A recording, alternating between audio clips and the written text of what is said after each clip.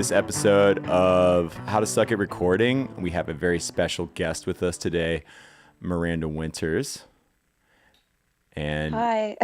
of course, we also have Dan with us as well, and I'm Britt. Hey, everybody.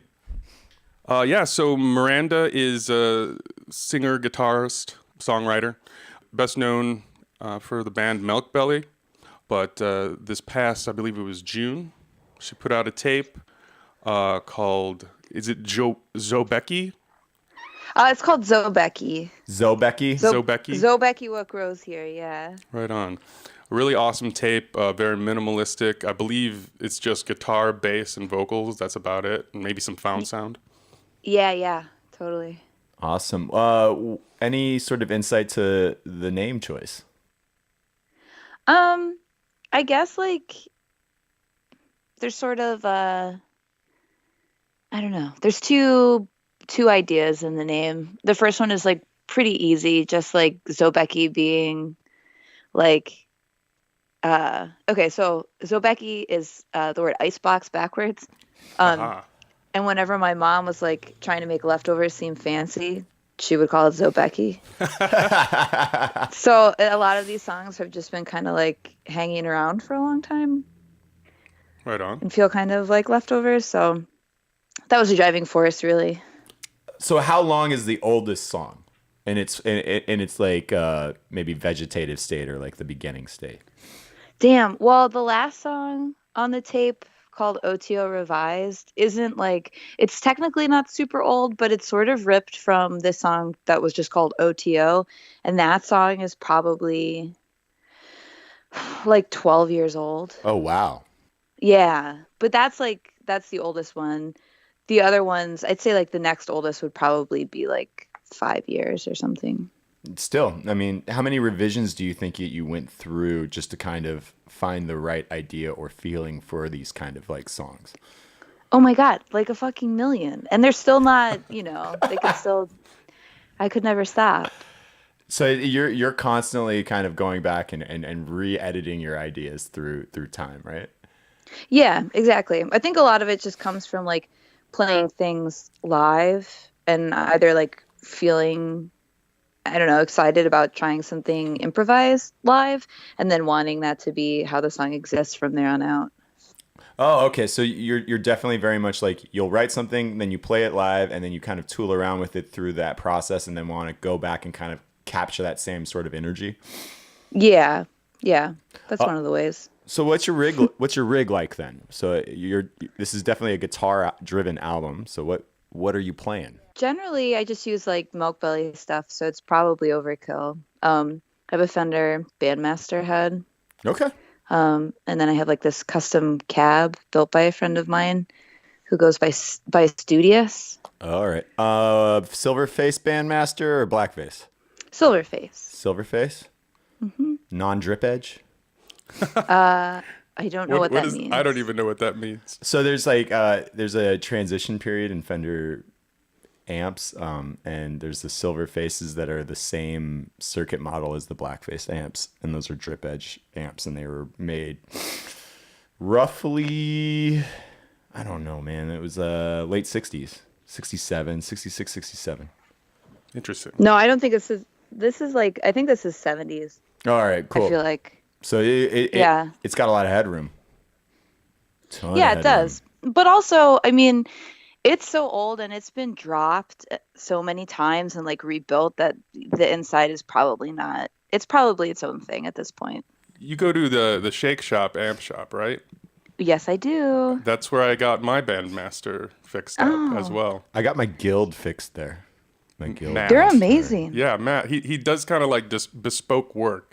If you need the amp done yesterday, he's probably not your guy, but he does a really great job. I don't know I don't know anything about their electronics game, but they fixed a very awesome Guild guitar for me that is amazing sounding now.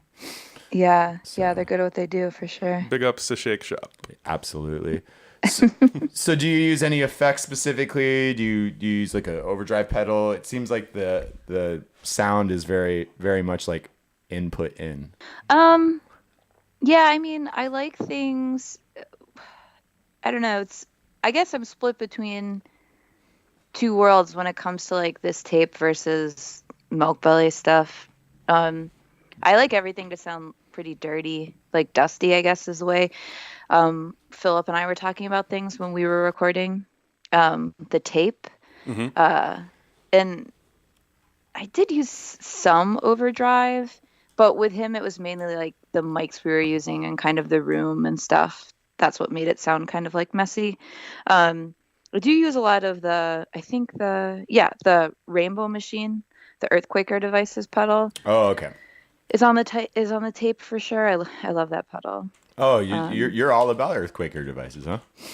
Yes, I am. I love them. Okay. Awesome. Did you use bass? They're pretty too. Or did you just use this pedal to kind of modulate the pitch on your guitar when you were overdubbing? Yeah, I used it mainly for guitar. I did play bass, but the bass was all pretty much clean. Okay. Yeah. Awesome. So, maybe. Well, you mentioned the room and recording with Philip. I mean, you recorded it at Rose Raft, which is a really interesting spot in Douglas, Illinois. How did you get hooked up working there, and maybe go through a little bit like what the process is to record there? Oh man. Okay. Well, I mean, Jessie Rose, who lives there and also does recording and is in the funds. She and I have been friends like since freshman year of college. Oh yeah. So we've always kind of like leaned on each other for stuff. We used to share practice space before they moved back out to New Douglas.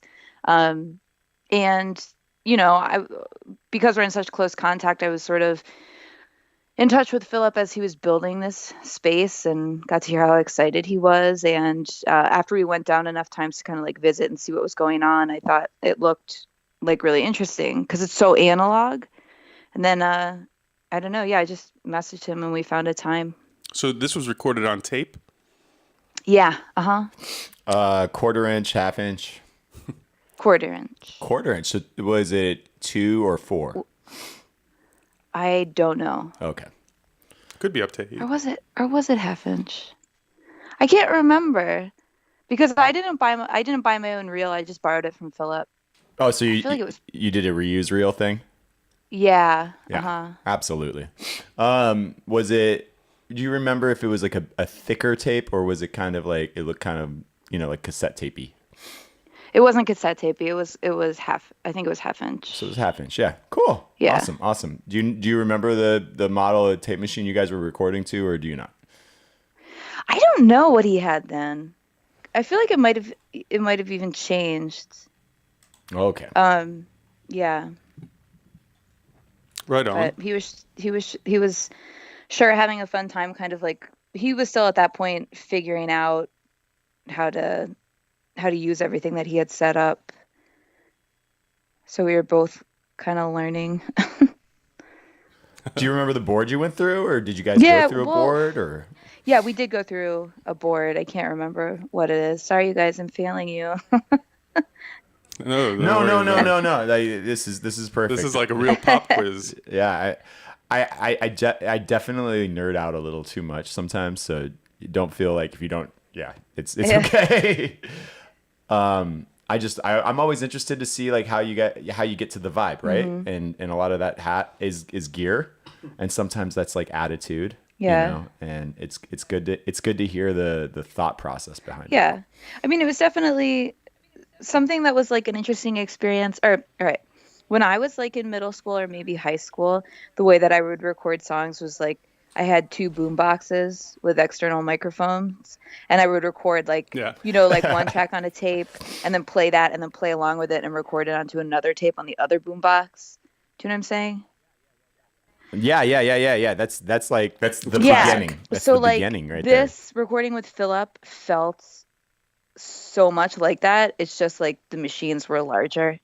There were times when we were like playing back different tracks, and in order, like when we were dumping stuff onto Pro Tools, we both of us had to work the board because it's so big. So we would like manually turn down when we remember, or we would write down like where a mouth sound was in a microphone.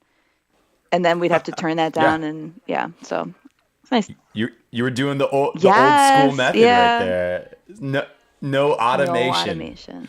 At all. Did you ever use a pen or a pencil to move down multiple faders? Yeah. Nice. Yeah, that's the trick right there.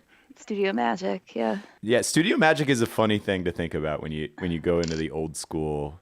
I had a guy that told me when he was recording all those like old house records, he was like, "Yo, we had like 5 guys doing mute cues, like just like across 24 tracks, 1, 2, 3." I believe it. Yeah. Yeah, so that's awesome. Did you feel like it was a very good organic process in that? You know, I feel like if I had been, I've gotten so used to doing stuff like digitally with like Dave Vitrano at Public House that I can go in like with songs that are a little less prepared and there's more time and space for me to kind of like work on the song. But so much of the time with Philip was spent kind of like doing those like, you know, manual mute cues or whatever. I didn't have if I had been, I think it would have been a little more comfortable if I had been more prepared with my material. But it was definitely an interesting process, and I want to do it again. So you felt like it was rewarding at the end of it? Yeah. Do you think that this output is a little different than Melkbelly through the process, or do you think it's just like a totally different idea altogether? I mean, yeah, I mean it's a totally different idea altogether, but the process was definitely so different. Except, you know, I did record a couple of the songs with Dave, and he does all Melkbelly stuff, so that was similar. I guess what you were kind of talking about, how like you I guess you go into writing these songs, you know, you operate in 2 different projects at this point. Is there some similarities and crossover in the process, or is it because like your band, there's a different working kind of like hive mind, and then this is kind of a retreat where you get to kind of express some ideas that you may not get to like really stretch out in your other band? Yeah, I mean, so the way that a lot of Melkbelly songs start, like the songs exist the way that they sound like on this tape. So I can always choose to like keep those songs for myself or bring them into practice. I guess it's all the same process. It's just about like where the process stops. Right on. Yeah, you kind of like take it apart and put it back together again with the band, whereas these are kind of closer to what's in your head, like when you cool. Like when I'm writing songs that are solo, I'm not being challenged by anyone else's opinions. Mm-hmm. So that's a pretty big deal, you know, because that always is kind of like, sometimes that'll be difficult to navigate at first, and because I think I'm stubborn too. But you have to be a songwriter. Yeah, but I think like that filter of, you know, those 3 other people is what changes it. Do you feel a little more reward with that collaboration, or do you like to balance it out a little bit more? I mean, I think they're 2 totally different things. It's always really great to hear a song that's written really stripped down and simple, like finally exist as a loud, you know, multiple instrument thing. Like that always feels rewarding. But it's not, you know, it's not a more rewarding than writing like a melody or a solo guitar song. Mm-hmm. All right. Cool. Well, I think we started out listening to the Futuristic District. So that one you recorded with Dave. Yeah. Uh-huh. That was in Chicago. Mm-hmm. What's the name of the studio he's at? I can't remember. A Public House. Public House. And so they're using Pro Tools and just. Well, we record to tape and then dump it. Okay. So it's still a tape. Yeah. So tape is always the first place that these sounds go to. Yeah. Yeah, I love tape. Right on. I do too. Well, we're going to listen to the second song. This is one that you did in Douglas at the Rose Raft studio. And that it's called A Hardy Garden Plot. Oh, yeah.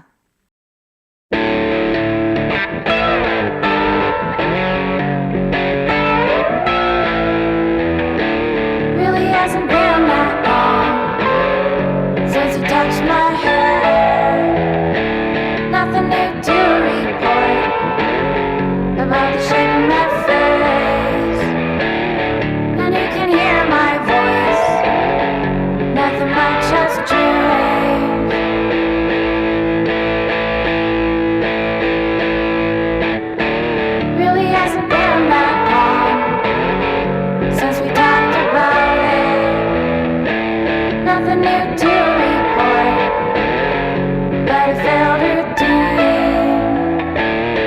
And you can hear my voice.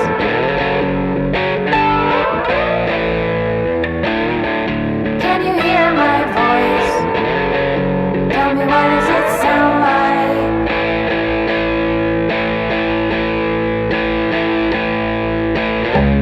Your appreciation, it's still unbearable.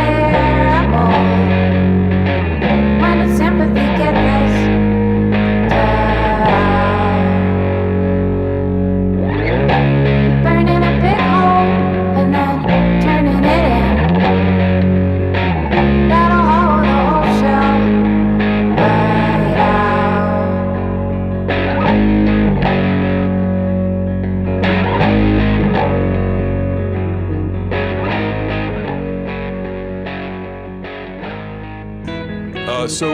In future, I mean, are you planning on going back to Rose Raft at any time to check it out again? Yeah, well, I think Philip and I have been talking about doing doing more of a full length thing. I think now that he has a better handle on like how he would want to approach what I was trying to describe to him, we could probably work a lot faster. I have recorded like a couple other songs. One of them was with Dave. I don't know what's going to happen with that. Long story short, yes, I would like to go back there. Awesome. So, as far as like getting tones for these sounds, is it is just your Melkbelly rig? Most of the time. There are some other amps that I have lying around that I kind of mess around with. Some are pretty trashy. They're like old, super old and super small. Like, you know that $99 orange amp? Oh, the what is it? Orange Crush. Yeah. So I have one of those. And then I also still have the first like PV that I got, which came in a box with my first guitar when I was like 14. Oh wow. Oh wow. It's called like the PV Rage or something. Yeah. The Rage and the Crush. The Rage and the Crush. You know, Dan is a PV guy too. He had a Butcher for many years. PV Butcher. It's like a JCM 800 clone. It's super heavy. Yeah, I was an Ampeg guy. That was my main amp before I traded everything in. But I like those. yeah, I don't know. V4's cool, man. It was a cool amp. It was heavier than hell. It was the heaviest thing I've ever had to like lug to gigs. But Yeah, that's how you know it's working. Should always just have the heaviest shit. I know. I feel like I did that to myself. I even like went to a 112, and it's still the heaviest 112 I could get. The cab that I have right now, like, so Bart and I, our friend built us these, like, we wanted, like, matching 2x12s just for, like, this one tour that we went on, and we're still playing out of them. And they're made out of, like, solid wood. So we weren't totally thinking, I don't know, we weren't thinking about weight at all. But these things are monsters. They're As like birch cabinets, basically, like these just like heavy. It's just heavy as hell. It feels like just solid boxes of tone wood. bricks. Oh my god! Yeah. Do you know what The speakers? wheels keep like snapping off. Yeah, I have I don't know what Bart's playing out of right now, but I have like I have a Tonker, and then I have an EV. Okay. Yeah. Which electro voice, like the Black Shadow, or? No, I think it's like EV. What is it? 120. Okay. EV 120. Yeah, it's really old. It's a vintage speaker. My Boogie is an EV speaker, and Nice. I love it. It's good. It's got a good wide range to it. Yeah. Not I too I like having those two speakers in combination because the Tonker is like pretty, like bassy and kind of like muddy sounding, but still super loud, and then the EV is kind of a little brighter. Yeah, it is. It is a little. It's a more of a brittle sound, I would say, right? You know, like. Yeah. Mm-hmm. Definitely. Yeah, I don't dislike electro voice speakers at all. I think they're actually pretty good. You know? Yeah. Some people are Celestian guys, right? You know, like or Al Nico. There's the Jensen crowd. What guitar do you play through? I have an SG. Oh, so you're a Gibson person, huh? I am a Gibson person, yeah. I know everybody always makes fun of this guitar, or not Why? always, but I used to play a Telecaster. Okay. No one ever made fun of that guitar, but I have encountered a little bit of flack for the SG. Well, I think like when I'm playing like the songs that are on the tape, like maybe more like folk kind of songs, to do that with an SG kind of looks funny. And wide I range, don't know. wide range humbuckers, right? I think people give a lot of flack to the SG because that neck joint can break so easily. I think that's more of just like a technical issue. I think because it looks like the devil. You own an SG, so I feel like you're in there, dude. You're biased. Yeah, That was I don't know. my whole I want to be Tony Iommi thing when I was younger. but he's a god. He is. He's one. That's what people say. You know, I think also like just being like short and having shorter arms, it's an easier guitar to play. And I know like people complain about it nosediving, but for whatever reason, it doesn't really do that with me so much. I mean, I've never had a problem with the SG other than Is it a short scale guitar? no. It's normal. It's just easy to hit the top notes. Yeah. All right. Okay. I mean, like, I'm not an SG. I play like a Strat. That's my guitar. I'm a Strat guy. Nice. And I get wondrous about people who play Gibsons because I'm like, wow. I think the SG is also nice and light. Ah. Yeah, it's pretty light. And also, like, pretty recently, after a show, some older gentleman said I was the first woman he'd ever seen play an SG. That's weird. It is weird, and it might have can't been be true. true. It's not because Rosetta Tharpe played an SG. That's what I'm saying. And I was just like, okay, cool. I don't know how to respond to this. Yeah, like I hate it when people when guys like get into that whole like, oh, and you're just like, Yeah. dog, it's a guitar. It doesn't have a gender. It just, you just play it. I mean, you could be playing a flying V, and I'd be like, well, that's what you do. I would love to that's have a the vibe. flying V. You're about the V? Yes. They're pretty Wait, rad. and what's the other one what's The Explorer? Metallica. Yeah, the Explorer. Oh, I love the James Explorer. Hetfield. I would fucking love to have an Explorer. We went to the Gibson showroom, or was it? No, not Gibson. We went to the Fender. When we were in Los Angeles, we got to borrow some guitars, and I wanted to borrow an Explorer so fucking bad. They didn't have one. My main axe before I converted over to a Strat was a Ibanez Destroyer, and more specifically, here's the fun part about this guitar. It was the Ibanez Phil Collin from Def Leppard Destroyer. Whoa. Yeah, dude, it was a great guitar. I don't regret selling it because I sold it to a metalhead who drove a Dodge Charger and a mullet, and I was Oh like, my He god. drove a mullet as well as the he Charger. drove the mullet. He drove the mullet to my house and paid me all the cash I wanted for that goddamn guitar. Oh my god. It was so worth it. I'm so glad I sold it to him. I've never I normally regret selling gear, right? Like you feel it, but I didn't regret it that time. I don't know why I've never Because regretted it's going to the perfect home. it is. The dude was a ripper. He was definitely like Yeah. Hey, Miranda, have you ever heard of the PV Mantis or seen one? No. You should take a look at that. That's a pretty wild guitar. It's kind of like an Explorer, but crazier. Yeah, it's like a star. It's an augmented star. Oh. My girlfriend has one, and it's pretty crazy. It's cool. It's a cool guitar. Damn. Now I want a new guitar. Yeah. The most punk thing I saw was Jay Retard playing a flying V after it rained at Pitchfork before he died. And I was like, that's pretty punk rock, actually. I was like, Yeah, damn. nothing wrong with the flying V. Man, he was good. He ripped on it, too. He wasn't peeing on anybody that day, so it worked out. That's nice. I mean, Nice of him. it was. Yeah. It was. So you mentioned recording onto old boom boxes. I'm assuming you've upgraded your demo rig since then, or your home studio. Do you? Do you assume? I do. Oh, wow. Yeah. Am I wrong? I feel attacked just by association on that I one. mean, sorry. I have a laptop now, which I didn't on. have a computer then, so I can put stuff on GarageBand. But no, generally it's still Still? tapes. Yeah, Cool. external microphones and tapes. Hey, Do you use like a 4-track machine? I tried to for a little while, but I think the one I had was kind of busted. But Which one did So you I- have? you know, Tascam. I have it at my home recording studio is a mixture of analog and digital, and I use a Porta 01 4-track tape to run through. They have good preamps in them.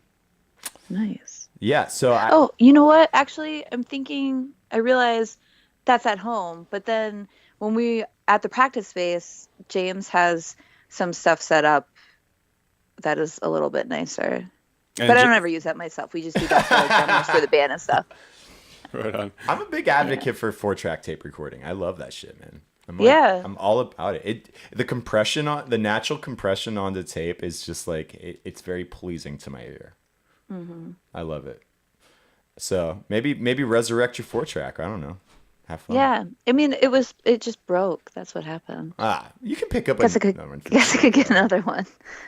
I paid like $60 for mine, and it's got like a bleeding capacitor, so the pitch will wind up and wind down at unpredictable times. Oh, I love it. sounds exciting. Yeah. It's really weird. It's a very weird machine. That's not mine. That is not mine at all. Oh, we're looking at it. We're online. looking at it online. Oh. That's the 414. Mine's the Porta 01, bro. It's got flat knobs.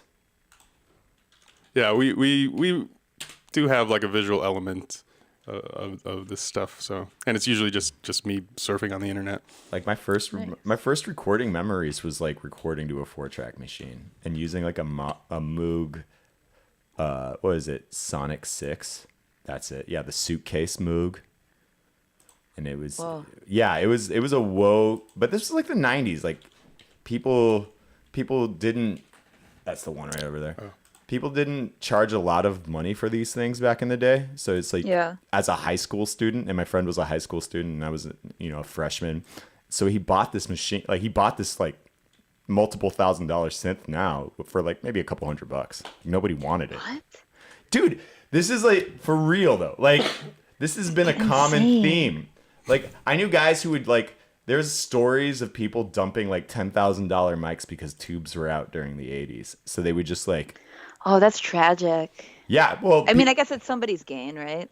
Yeah, no, it was some people's gain, and now they are full in the studio game, obviously. But like. Yeah. Yeah, man. Maybe it's the Satellite 6, Moog, Sonic, or Satellite. It's a Moog machine though. I don't know. Type up Moog. Moog. M-O-O-G. This is riveting. Oops. There it is. Moog. That's the Satellite. So it's the Sonic 6. It's definitely the Sonic 6, and it's the Moog Sonic 6. It's not the Satellite. Anyways, it came in a yeah, there it is. That's my dude. Hallelujah. Yeah, man, and it came in a suitcase, and it's duophonic. That's a very important thing to know. And it's now $3,000. Nice. It's great. Where's it's a it at great now? synth. I don't know. I think he sold it. He lives in Denver. So like are you a Devo fan at all? Yeah. Oh, so like when I was like a freshman in high school, and I was like a troubled child in Denver, and I listened to rap music, and he was like this kid who was really into Weezer and Devo, and he was like, dude, you should just come over and record. And then he made me watch like Devo's De-Evolution, the video, like the full movie. Yeah. And I was like, oh, my life has just changed. Wow. Yeah. That's a good friend. Yeah. And like, seriously, I kind of owe him way more than I think he will ever take credit for. But he literally like changed my life. And I was like, Devo is amazing. And like, I got into synthesizers and playing guitars and all that stuff as a result of just hanging out with him. And I also have a special place for Weezer, even though their later output is. Oh yeah, their current stuff is. I mean, I was troublesome. obsessed with Weezer. Dude, those first two albums. Yeah, and then it got so bad. It got so bad, but Pinkerton is an amazing rock record. It really is. It is. Yeah, it is. Did you see that they released announced their newest album on their Fortnite island? Oh my God! Earlier this week. I did see something about that. Do you play video games? Are you a video game player? No. Oh my God. No, I am not. I am not either. I'm not a video game player. And the band went behind my back and used band funds to buy a Nintendo Switch. What? Yeah, isn't that ridiculous? That's kind of a dick move. Put them on blast. They're gonna be so mad. Yo, you should put him on blast. I'm not a video game person. Like the last time I played a video game, I think the original PlayStation console was the last time I played a video game. I'm not that guy. I'm officially the biggest nerd here. Oh, I like The Sims. You know what? Actually, I've played Jeopardy on the Switch. That sounds fun. But Jeopardy's like Jeopardy. That's like trivia. I don't count that as a video game, even if it's on a video game form. Yeah, it's got to be like Zelda. Or something. I don't know. What Toe Jam and Earl. Dude, you're going back. You're going to Genesis Kids level. of the 90s here. Yeah, I love Toe Toe Jam There's a and new Earl. one, right? Yeah, it just got reissued. It was like financially backed by Macaulay Culkin. Whoa. The Pizza Underground. It all comes full circle. Yeah. Oh man. So, Well, we've been talking for a good bit, and we've gone way off track. I think we've had a great interview, and so we've been going for about half an hour. Miranda, is there anything you'd like to make any announcements or anything like that? I know you got a show coming up in Chicago. Oh yeah, I do. is this a solo? is it? Is this a solo thing? I have it up. Yeah, March March 29th, 29th. At the Hideout. At the Hideout. I love the Hideout. And Yeah. anything in the works that isn't under lock and key right now that you'd like to share? Yeah, plug everything. Oh my god. I'm thinking. No, I don't know. I mean, that's all I got. That show coming up. There will be more shows coming up after that. Uh-huh. And hopefully some new music. Cool. Oh, and I'm out of tapes. Oh, really? Sold You're out? out? Yeah. I was Yeah, about to congrats. plug that. That's congratulations. Thanks. I mean, I am. Super probably has some left. Ah, yeah. They're still available on Bandcamp as far as the website says. So Oh, yeah, shit. definitely go and listen or support and buy Xobeci. I What box grows backwards. here. Mm-hmm. It's a phenomenal record. I'm glad that I got introduced to your music today. It was such a gift, so thank you. Oh, thanks. So we're going to end it up with the opening track to Melkbelly's Nothing Valley. The song's called Off the Lot. You recorded this with Dave, and it's with the band. Yeah. Awesome. So here it is. And thanks so much, Miranda, once again. Yeah, thank you. Yeah, thanks for having me.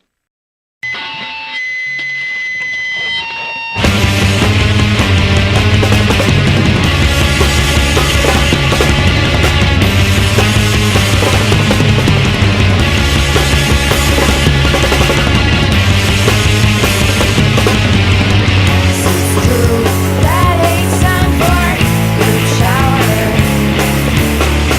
in swimming pool,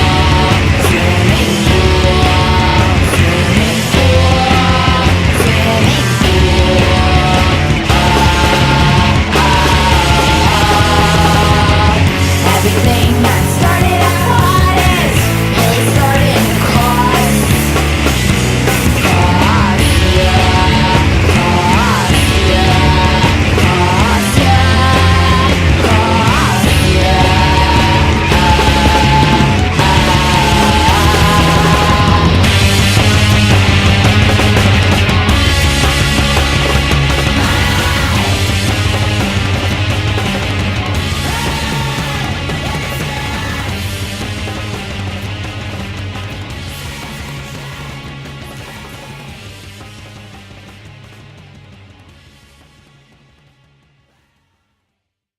If I said anything, I feel like was the Switch thing about, is my band going to be mad? I don't think so. I mean, I could take it out if you want. I don't even think No. your band will listen. That's the thing is I don't think they'll make it. They won't make it 34 minutes in where they're like, oh, I'm salty about And they that. did it. They know what they did, so they deserve it. They do. Just Yeah. this is what you get for being the voice. You get to drive the vehicle. Yeah. While they play the Switch.